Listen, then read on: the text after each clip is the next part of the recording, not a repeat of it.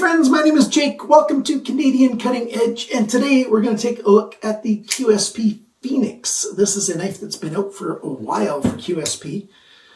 I thought I reviewed it in the past, but never did. So now we're going to take a look at this knife. It's got sort of a K-tip, what a lot of people like to call a reverse tanto, which to me just sounds silly because it has absolutely nothing to do with the tanto. It's a blunt clip point. I call it a K-tip after the Japanese Kiritsuki and Kengata knives that have a very similar angle clip right off the end like that. K-tip. This knife's got good alignment, good action, D2 steel, comes in 3 colors. The OD green version is actually cheaper at Blades Canada than these are at White Mountain Knives. The other versions like this tan one and the, I think it's black, those cost a fair bit more at Blades Canada. So if you're in Canada and you don't want to try to get this across the border, get the OD green one from Blades Canada, and yeah, it's less money. But this guy is $49.55 minus 10%, $44.60 at White Mountain Knives for this knife. That's about $58 Canada in Canadian dollars. And the OD green one is $49. So $9 less than at White Mountain Knives, just for the OD green one though. The other ones are 65 Canadian dollars. Remember, only at White Mountain Knives, not at Blades Canada, you can save 10% with coupon code CCE on everything that you buy at White Mountain Knives. They also have an automatic store where they sell automatic knives. You can get the 10% off there as well. White Mountain Auto, I think it is. The link's going to be down below and on the screen for their automatic website. So if you're in the United States, in your state, you can have automatics. Hey, that's the place to go. And now, without any more jibber jabber, let's take a good close look at this Phoenix from QSP. Here it is. It's a pretty good sized knife. Oh, I forgot to clean the fingerprints off. I guess that's more realistic. That's what it looks like when my fingerprints have been on it all day long. Compared to the Ontario Rat 1 for size, we've got very similar sized knives. So if you're familiar with the Ontario Rat 1, the Phoenix is very much the same as the Rat 1. So it's like a black wash flats and then a satin bevel. And that's what the tan one has. D2 steel, like it says right there. And on this side, we've got QSP on the bevel. At least it's not huge. I don't prefer it on the bevel. There's room on the flat up there on the Ricasso. I wish they would have put it up there, but that's okay. This is one of their early designed pivot pins. We've got a T8 screw on either side. Now, I've not yet taken this thing apart, but I will do during this video and let you know if that's a D-shaped pin or not. The blade, we've got not quite a straight back. It's coming down just a little bit. And then the clip here, it's got chamfered edges. We've got some fine jimping on there. Adds a little bit extra grip. It's not very grippy texture for that jimping, but it does help a little bit. The edge, it's nice and thin behind the grind here. And this thing slices and cuts quite well. It's sharpened better than average, actually a fair bit better than average from the knives that I've been reviewing in the last 2 years or so, since I started measuring the grind angles. Along the entire length of the knife, I measure the grind angles. The K-tip here means it's not really designed for piercing into things, but it's a good slicing, cutting kind of knife. In my testing, it did perform very well. Sharpness choil here is just big enough. The plunge ends and then the sharpness choil goes on just a little bit so that if you sharpen right to the end of the heel of the blade, you're not going to be sharpening into the plunge and creating a bit of a mess there. So that's a good thing. I'm happy with that. There you go, that's the blade. The action on this thing, we've got ball bearings in there and we've got a flipper here. It's got some jimping on the front, 3 lines milled in there. Great for the light switch method. Works just fine. Or pushing off to the side. Very good. A large part of that is because this detent is very good.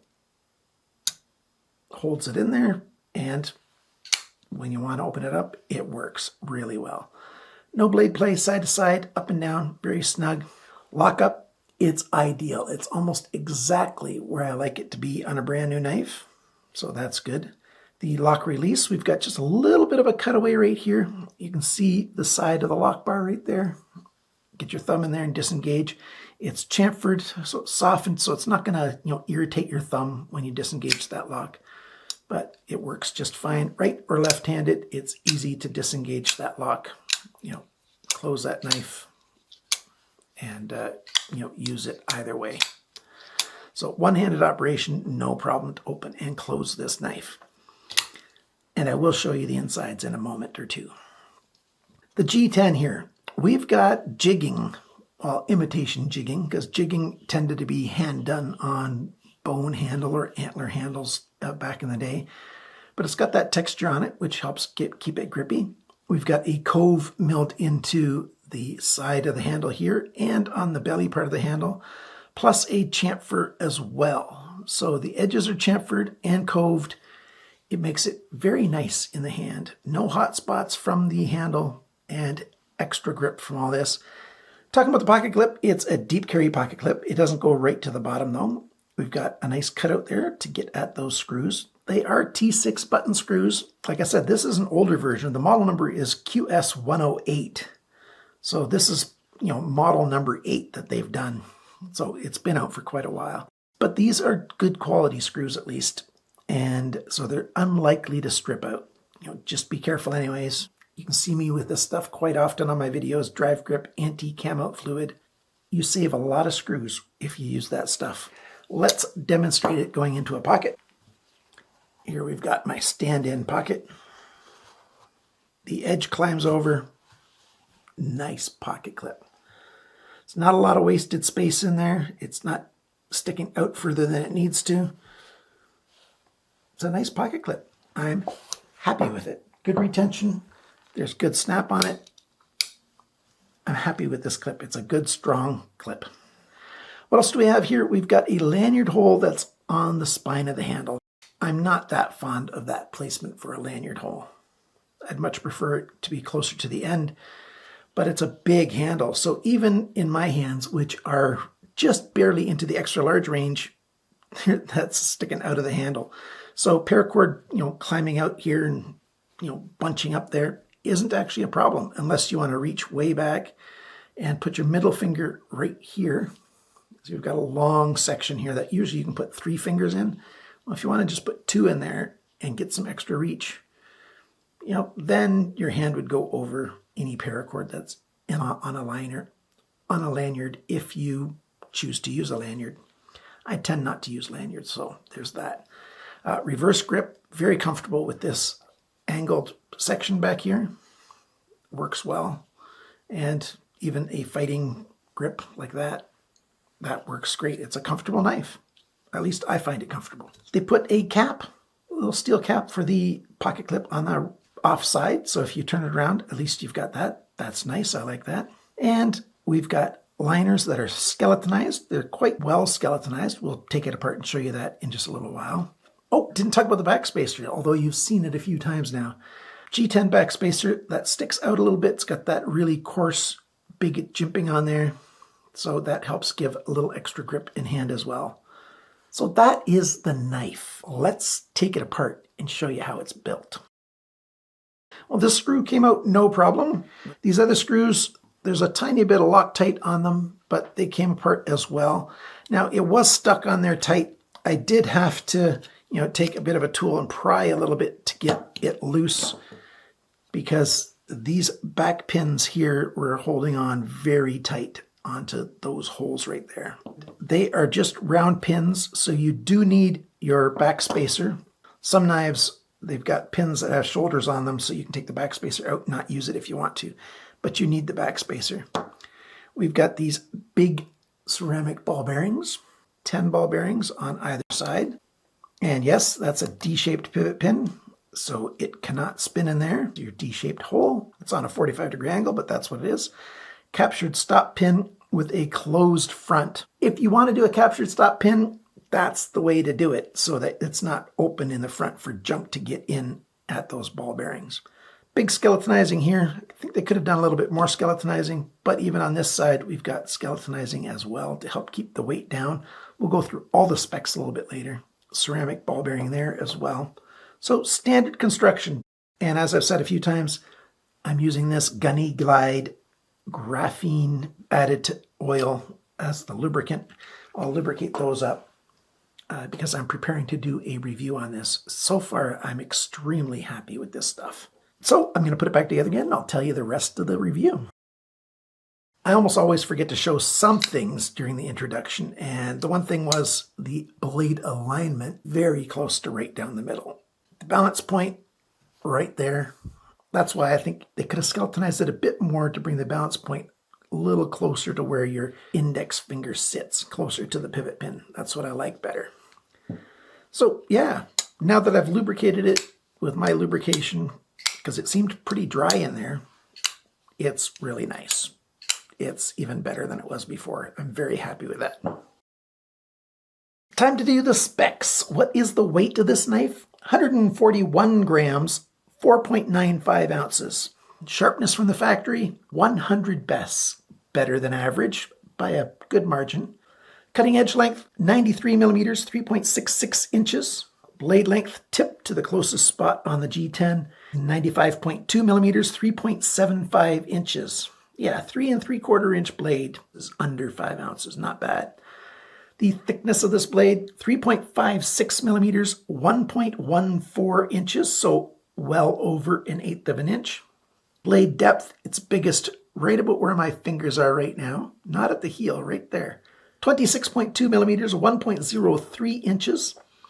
How thick is it behind the grind? Measured in 3 places and averaged is 0.44 millimeters, 17 thousandths of an inch. Yeah, that helps it be very slicey cutty as well. The grind angles. This side's got an average of 18.6. This side's got an average of 19.3. I would sharpen it to 18 degrees per side. This side was sharpened the best. It started at 19.1. Ended at 18.2, so that's less than a degree of change along the length.